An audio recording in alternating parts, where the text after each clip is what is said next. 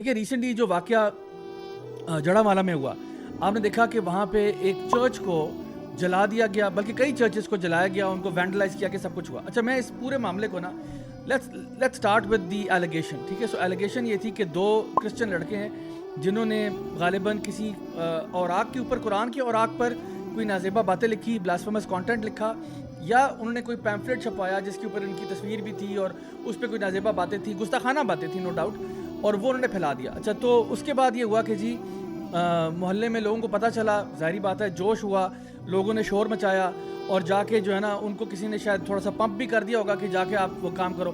اور انہوں نے کیا کیا کہ نہ آؤ دیکھا نہ تاؤ دیکھا، جا کے وہ چرچز کے اوپر جا کے جو ہے نا جا کے وہاں پہ توڑ پھوڑ شروع کر دی.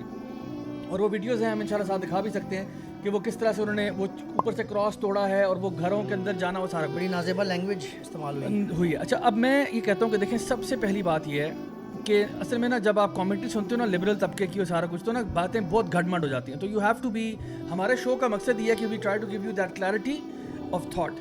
سو سب سے پہلی بات یہ ہے، اگر تو بلاسفمی ہوئی ہے، اگر تو بلاسفمی ہوئی ہے، سب سے پہلے بات آتے ہیں، اگر تو کسی نے بلاسفمی کی ہے تو اس کے اوپر ہمارا قانون جو ہے وہ اپلائی ہونا چاہیے. ٹھیک ہے، جب قانون اپلائی ہوگا، اگر تو وہ ثابت ہو جاتا ہے کہ بلاسفمی ہوئی ہے، اس کو سزا ملنی چاہیے اور وہ پبلکلی ہونی چاہیے، تاکہ لوگ جو ہیں وہ ٹھنڈے ہو جائیں اور پتہ چل جائے کہ جی ہمارا آئین، ہمارا قانون جو ہے اس کی بالادستی ہے اور وہ سپریم ہے اور اس کو کوئی توڑتا پھوڑتا نہیں ہے. Nobody is above the law, right? So people understand and people calm down.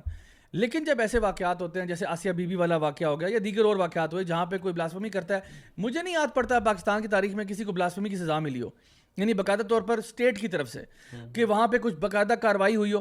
کیونکہ جب کارروائیاں نہیں ہوتی تو پھر لوگ جو ہے نا وہ اس طرف نکل جاتے ہیں.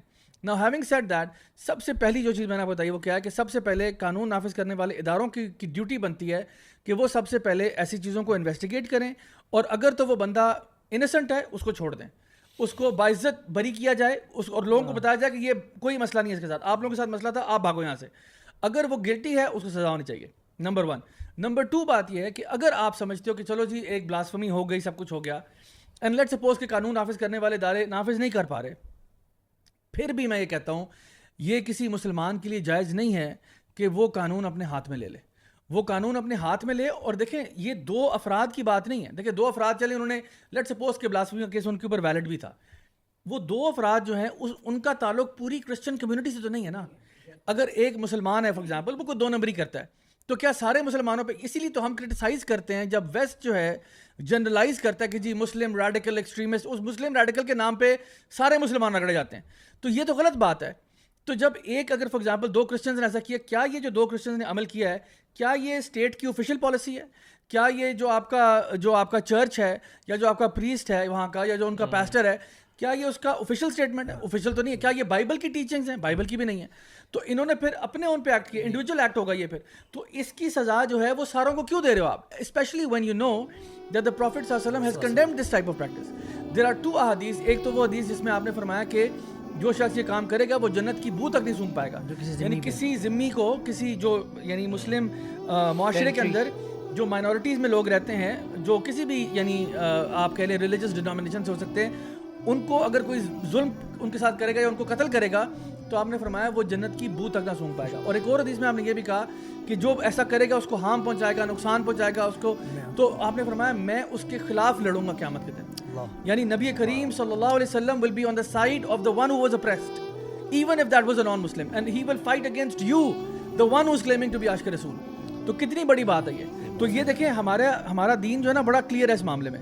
تو اگر کچھ ایسا ہوا ہے ہمیں اس کو سختی سے منع کرنا چاہیے، اور ہمیں کہنا چاہیے کہ دیکھیں جو لوگ بھی اس کے لیے جو ہے نا رسپانسبل ہیں، جنہوں نے پرووک کیا، جنہوں نے انسائٹ کیا، جنہوں نے وینڈلائز کیا، ان سب کو ڈیل کرنا چاہیے. لیکن آخر میں صرف یہ اتنی سی بات کہ اس سے پہلے کہ اس طرح کی باتیں ہوں اور لوگ جو ہیں وہ اس میں آئیں اور تیش میں آئیں، اسٹیٹ کی رسپانسبلٹی بہت بڑی ہے کہ جب بھی ایسے واقعات ہوں تو it should intervene and it should basically take appropriate action, تاکہ لوگ جو ہیں وہ اس لیول پہ نہ پہنچے. جب بیسکلی نا 2 اصول ہمارے دین کے ہیں جو قرآن دیتا ہے ڈائریکٹ. ایک ہے کہ کل نفس بما کسبت رہینہ، یعنی ہر بندہ نا اپنے نفس کے بدلے، اپنے اعمال کے بدلے پوچھا جائے گا یا گروی ہے. یعنی ایک بندے کا جو قصور ہے نا وہ دوسرے پہ نہیں ڈالا جا سکتا. یہ ہمارا دین اصول دیتا ہے. تو اگر کسی دو نے کیا بھی ہے نا, if they get connected as well, اگر ان پر پروف بھی ہو جاتا ہے, پھر بھی آپ کسی اور کرسچن, ان کا چرچ تو دور کی بات جو کہ پروٹیکٹڈ ہے ایک مسلم اسٹیٹ میں, کسی اور دوسرے کرسچن کو بھی نہیں آپ ہارم پہنچا سکتے, خاص طور پہ وہ ان احادیث کے تناظر میں جو بڑی سخت ہیں. اور دوسرا اصول یہ ہے کہ قصاص, یعنی اگر کسی نے آپ کا نقصان کیا نا, آپ ایکول کر سکتے ہیں. لیٹ سے مثال کے طور پہ اگر کسی نے خدا نخواستہ کہیں پہ کوئی مسجد توڑی ہوتی کسی کمیونٹی میں, تو زیادہ سے زیادہ اگر کوئی ان کے اس کے بدلے میں کوئی ایسی ان کی بلڈنگ توڑ دیتا نا, تو وہ کسی نہ کسی طریقے سے قصاص کے ذمرے میں آ سکتا تھا کہیں. اس پہ بھی ڈسکشن بنتی ہے ابھی, کیونکہ آج کل تو اسٹیٹ گورن کرتی ہے اور لا موجود ہے, اسی کو وہاں پہ بھی انٹروین کرنا چاہیے. لیکن یہ دونوں اصول جو ہے نا یہاں پہ بری طریقے سے پامال کیے گئے ہیں. اگر کسی دو نے کیا ہے, آپ نے پوری کمیونٹی کو کر کے نا, ایک تو اللہ کے قانون کو اوفینڈ کیا, ٹھیک ہے, پھر آپ یعنی اللہ کے مجرم ہوئے, اللہ کے نبی صلی اللہ علیہ وسلم کے مجرم ہوئے, کیونکہ نقصان پہنچتا ہے دین کو بہت زیادہ, مسلمانوں کو نقصان پہنچتا ہے, ان کی ساکھ کو نقصان پہنچتا ہے.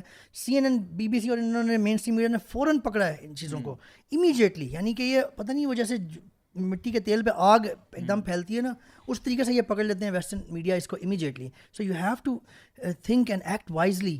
اور اس کے اندر ایک اور بہت امپورٹنٹ پوائنٹ یہ ہے کہ قرآن تو خود کہتا ہے اور آپ کے ایمان کا حصہ ہے, تو یہ جن لوگوں نے جا کے چرچز کو جلایا, اس میں ان کے مطابق تو ان کے اسکرپچرز پڑھے ہوئے ہیں نا, اور اس کی جو بے حرمتی آپ نے کی ہے. اور اس کے اندر ایک بہت امپورٹنٹ چیز ہے, ابھی مقاصد شریعت کو نظر میں رکھنا بہت ضروری ہے.